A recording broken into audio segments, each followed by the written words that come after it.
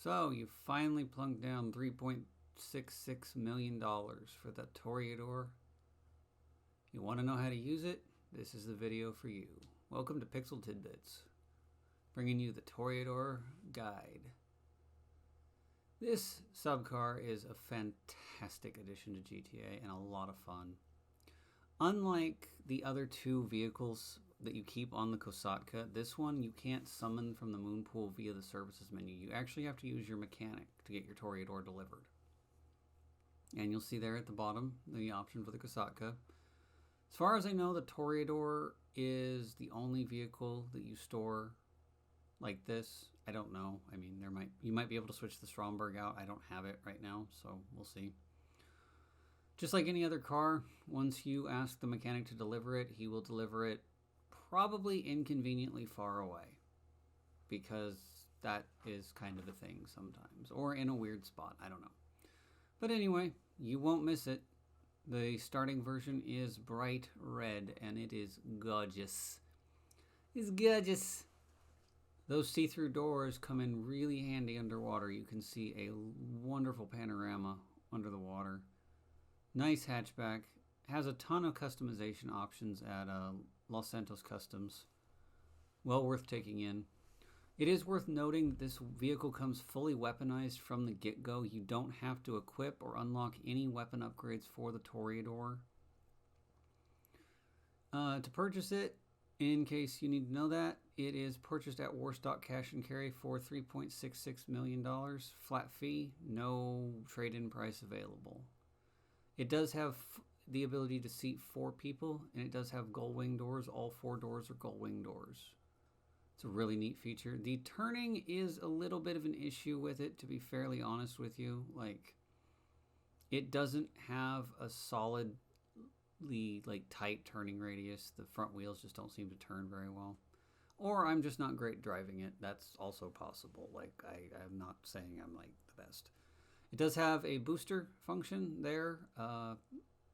I believe it's hitting R3 to use it on the PS4. I have had it for a little while now. I've noticed it's very durable against crashes and stuff. I don't really know how durable it is against weapons like the RPG. It does come with missiles and machine guns. The missiles are homing on land, and they switch to torpedoes automatically when you go underwater, which are also homing. The machine guns are straight ahead machine guns. There's no turret or turning them or anything like that. So use that as you will. I mean, I'm not saying they're bad or anything. They just shoot straight ahead. And now the reason you guys are probably all here. It turns into a submarine. Yeah, that's what it does. Just like that. I'm showing you out here because it's kind of hard to show the transformation when you're underwater. The camera just doesn't want to cooperate. So yeah, just drive into the water, hold right on the D-pad on PS4, not sure on the other consoles. And it turns into a sub underwater. You can be a sub on land and it's fine. You just can't really go anywhere. The boost will work underwater as well, just no rocket flames. You just go really fast. Just drive straight in the water. Doesn't hurt anybody, doesn't hurt nothing. Hold the right on the D-pad and voila, you're a submarine. Beautifully open panorama for underwater viewing if you want to drive around in first person.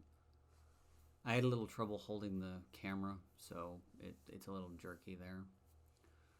Unlike the Kosatka and the Kraken, or the Aviso, whatever it's called, the other moonpool vehicle, you can't do X and square to go up and down. You have to kind of aim the ship up or down and then just kind of go. It's a little weird like that because X fires the weapons. Square does sort of make it go down, but I wasn't having much luck with it. It's very maneuverable in comparison to the Kraken. If you have the sonar station upgrade on your Kosatka, you can use sonar while in the Toriador to help you locate other Kosatkas if you're in a public session, or to locate the hidden packages, the daily collectible. If you don't know what that is, there are 10 collectibles that will appear on your map. They only ever appear in water. You can only see them if you are in a vehicle that has sonar and you have sonar activated. They are worth 7,500 apiece, 10 of them, 75,000 a day. If you get really lucky, I've collected all of them in less than 5 minutes because they've all been pretty close together. If you're unlucky, it can take you maybe 15 minutes.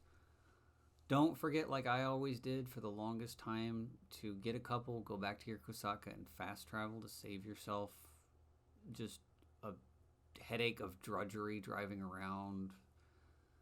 The Toriador is a lot easier and a lot faster to drive around than the Kraken or the Kosaka. But even if they're far enough apart, I mean, it's still going to take you a while. And it can get rather tedious being underwater when the scene doesn't change. The lighting's kind of murky. But anyway, yeah, the boost, as you see here on screen, it pushes you along pretty fast. I purposely went for a box that was pretty far away from the sub. When you get near them, you'll see them blinking on the seafloor like that, and it can be a little bit of an issue to get the Toriador to go down and up the way you want it to, but I think that's why it's a little extra durable. Fortunately, also, the hitboxes, you don't have to be right on them. They get picked up from pretty far away. Yeah, see, there you go. Bam, right off the seafloor. She's still floating. When you... Unlike on land, the bubbles will simply turn a darker color to showcase damage. You'll see the sides of it will get dinged up, things like that. It's pretty durable, though. It can go a pretty long time before you'll have an issue. And it, like, from that far away back to the sub doesn't take a particularly long amount of time, especially since that booster recharges so quickly. It does stay pretty level. I don't know if anybody else has this problem, but whenever I drive the Kraken, it tends to stay okay for a while, and then it just continually surfaces after a while. I don't know why. It gets kind of annoying. Anyway. One other thing I should mention, if you get out of the Toriador at any point while driving it, it will simply surface. If you have trouble, say, getting a hidden package or whatever, and you just decide to hop out, it will go all the way to the surface, so you will have to find it. It can be swept along by the ocean currents, making it occasionally a hassle to get back aboard, so just try to take that into consideration. If you're playing online with other people, obviously they can just hop in the driver's seat, I believe, and just keep it there. When you get back to the Kosaka, just hover up under it, and just like with the Sparrow or the Kraken, you will see a prompt. Hit right on the D-pad, and it will initiate the docking sequence with the Kosaka. A little bit of an amusing note, when you dock, as you'll see here, it's docked in submarine mode, but as soon as you get out, it'll be transformed into car mode. Just a little funny thing that happens. There's the two Moonpool vehicles side by side, scuba gear station for you, and right up here we have our little flying paper chicken helicopter. Right behind the bridge, on board our wonderful Kosaka. And there it is, folks. That's the Toriador. Thanks for visiting Pixel Tidbits. Like and subscribe.